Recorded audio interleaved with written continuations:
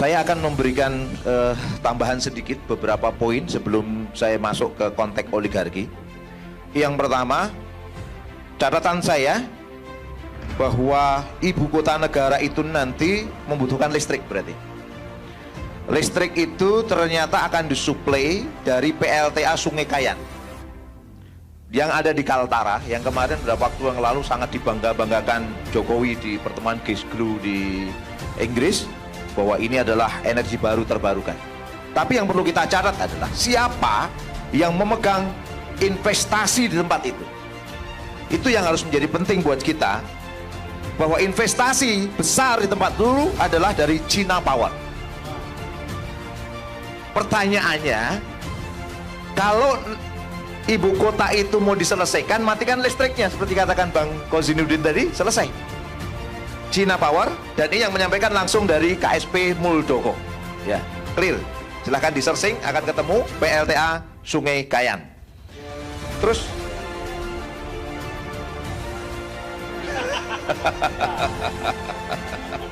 PLTA Sungai Kayan. Baik, kemudian untuk memberikan info lagi, pertama, tahun 2019 Jokowi menyampaikan satu pidato penting kenegaraan, dan kata-kata yang saya catat penting di situ adalah, dengan ini saya mohon izin untuk memindahkan ibu kota negara kita ke Pulau Kalimantan.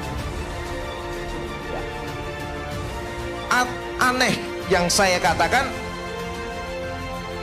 konteks apa yang menyebabkan Jokowi kemudian mengatakan demikian?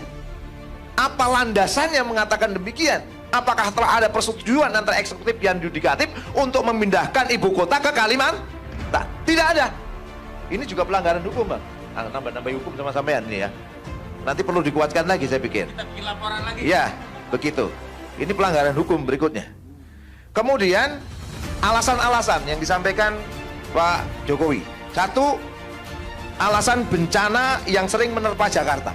Pertanyaannya, Jakarta sering banjir. Di sana sering banjir nggak? Sering banjir juga. Artinya pindah banjirnya di sana. Pindah banjirnya di sana, itu kan. Kemudian yang kedua, pemerataan pembangunan. Ini yang menarik. Data yang saya tulis langsung dari Indef, yang disampaikan langsung oleh Rizal Taufikur Rahman, Head of Center of Macroeconomic and Finance Indef.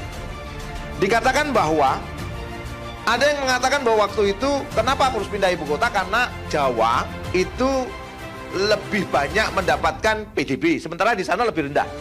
Ya, pemerataan apa yang akan dicapai di sana? Hasil penelitian dari Rizal Taufikur Rahman disampaikan di situ oleh Indef, bahwa pemindahan kota ke Kalimantan itu dalam jangka pendek hanya akan meningkatkan pendapatan sekitar 0,02% dalam jangka pendek. Jangka panjangnya 0,00%, nggak ada perubahan sama sekali. Terus kemudian untuk Kalimantan Timur itu di data yang sampaikan Rizal Taufikur Rahman Indef, untuk khusus Kalimantan Timur itu paling hanya meningkatkan pendapatan sekitar 6,83% saja. Untuk jangka panjangnya hanya 4,58%, nggak jauh beda. Cukup dengan membangun sarana prasarana pendidikan sana aja sudah cukup meningkatkan apa yang ada percepatan pembangunan yang ada di tempat itu. Ini yang menarik untuk kita baca. Kemudian alasan berikutnya, ketersediaan lahan. Nah, ini yang menarik. Kalau kita membaca ketersediaan lahan, Pak Jokowi menyampaikan bahwa pada waktu itu ada lahan 180.000 hektar katanya, dan itu hak guna usaha. Pertanyaannya, siapa pemilik konsesi dari 180.000 hektar itu? Tadi sudah diungkap oleh Bung Ishak, ya.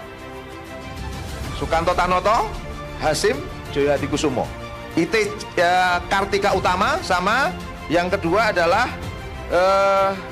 PT yang dimiliki Sukanto Tanoto. Nah, ini clear kalau kita lihat. Yang menarik lagi, tahun 2019 itu meminta lahan sekitar 180 hektar, 180.000 hektar. Ternyata 2020 meningkat 256.142 hektar perluasan. Ternyata perluasan itu menambah beberapa perusahaan tambahan. Salah satu perusahaan yang terusan adalah PT Perkebunan Kaltim Utama 1, di utara kecamatan Muara Jawa, kemudian PT Kutai Energi. Ya, yang ini adalah anak perusahaan dari PT Toba Sejahtera Group. Oh, dapat project ini. Ya. Ini yang cukup menarik untuk kita baca. Tahun 2020 nambah luas lahan untuk menambah ini.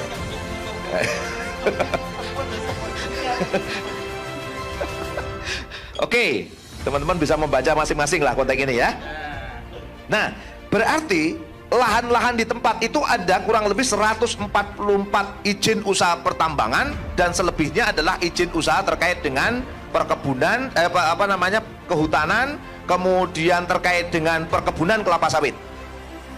Nah, konsesi-konsesi ini kan milik mereka HGU.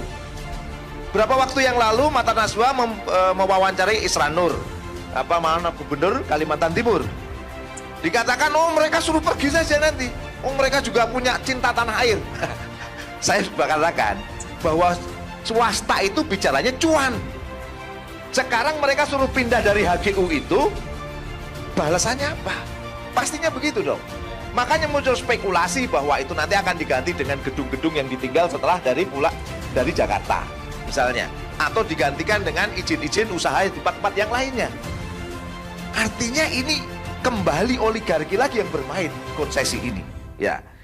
Kemudian kalau kita membaca lagi, Jokowi menyampaikan bahwa mendapat dukungan penuh dari masyarakat lokal di sana. Ini sangat mengerikan sekali. Hampir undang-undang ini, rancangan undang-undang IKN ini, kurang sekali partisipasi masyarakat. Konsultasi publiknya sangat lemah sekali. Seberapa banyak orang-orang terdampak, masyarakat terdampak yang diajak bicara? Nelayan, petani, pekebun. Apakah sudah banyak yang diajak bicara tentang ini? Nelayan-nelayan yang di Teluk Balikpapan, itu sekian banyak orang.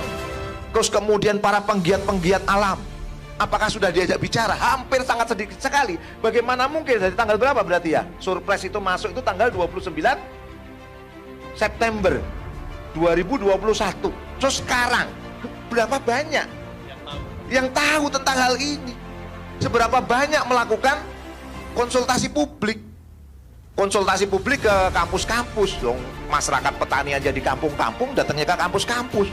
Buru-buru bisa mendapatkan pandangan-pandangan dari mereka. Sementara mereka yang akan mendapatkan dampak dari ini semua. Salah satu dampak yang akan muncul adalah banjir itu tadi. Kenapa banjir? Sederhana saja. Saya ingin menggambarkan begini. Kita tahu bahwa lahan 180.000 hektar itu sebelumnya adalah hutan tanaman industri dan juga hak pengelolaan hutan, HPH. HPH sudah membabat semua hutan, digantikan dengan hutan tanaman industri. Artinya wilayah itu sudah tidak mampu secara maksimal menjadi catchment area. Catchment area itu berarti kalau hujan turun bisa nyerap. Apalagi ditambah tanahnya tanah batu bara, tanah liat, tanah lempung, tanah berpasir, sulit untuk menyerap. Sudahlah pohonnya berkurang, sudahlah kemudian diganti hutan tanaman yang serepannya kurang, itu sudah menyebabkan banjir hari ini. Belum ada ibu kota baru loh ya. Belum ada ibu kota baru sudah banjir.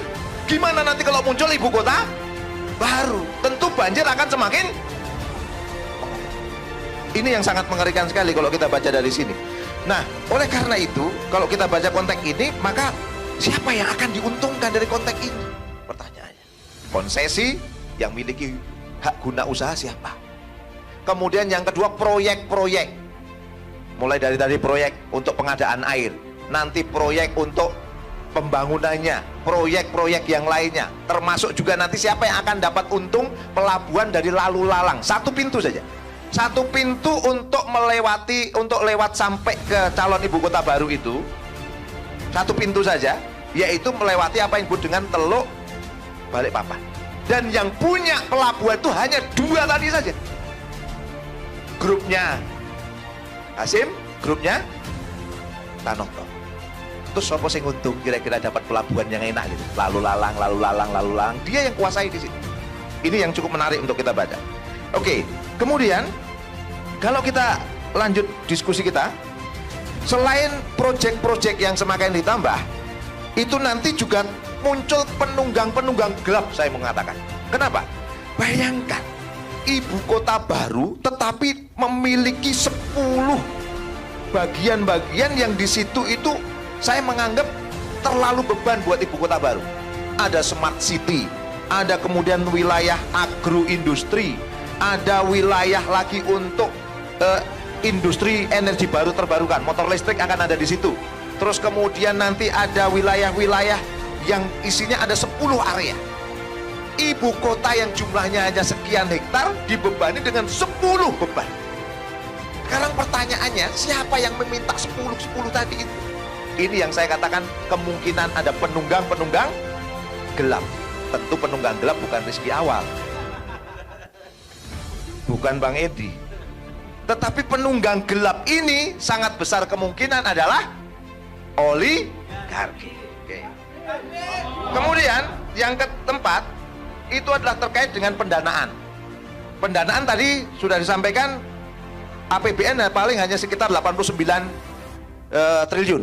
Sementara kebutuhannya 466, kemungkinan akan meningkat 3 kali lipat.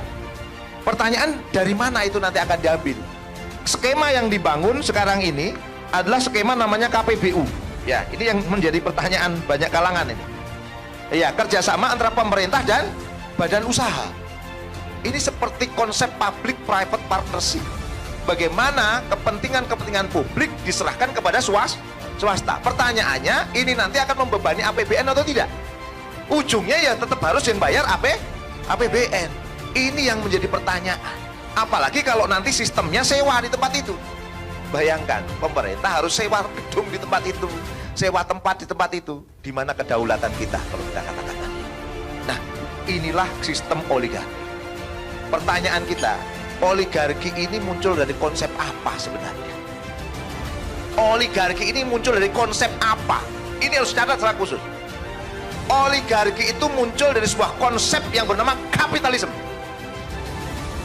Kapitalisme inilah yang sekarang sedang menggerogoti negeri ini dan seluruh dunia. Dan pola-pola kapitalisme ini sedang dilakukan juga di negeri ini. Jadi kalau negeri ini dikatakan negeri Pancasila, menurut saya tidak tepat. Negeri kapitalis menurut saya. Negeri ini negeri kapitalis yang akhirnya melahirkan oligark. Para kapitalis yang mengendalikan hukum, yang mengendalikan ekonomi, yang mengendalikan ibu kota. Itu persoalan. Nah, sistem ini rusak, saudara-saudara. Lahir dari sekularisme, pemisahan agama dari kehidupan. Kenapa hari ini ada moderasi beragama misalnya? Itu sebenarnya untuk menutup-nutupi penjajahan kapitalisme oligark. Jadi saya katakan, moderasi beragama itu sekuler. Saya katakan, kira-kira apa? Moderasi beragama itu apa? Sekuler. Untuk menutupi apa? Penjajahan kapitalisme oligark, saudara-saudara. Takbir. Apa yang saya katakan? Ganti rezim, ganti sistem. Apa sekali lagi saudara-saudara kalian? Ganti rezim, ganti sistem. Kesempatan yang baik ini, saya aktivis 98 yang sangat senang dengan syariah. Saya tawarkan syariah Islam untuk negeri ini lebih baik. Assalamualaikum warahmatullahi wabarakatuh.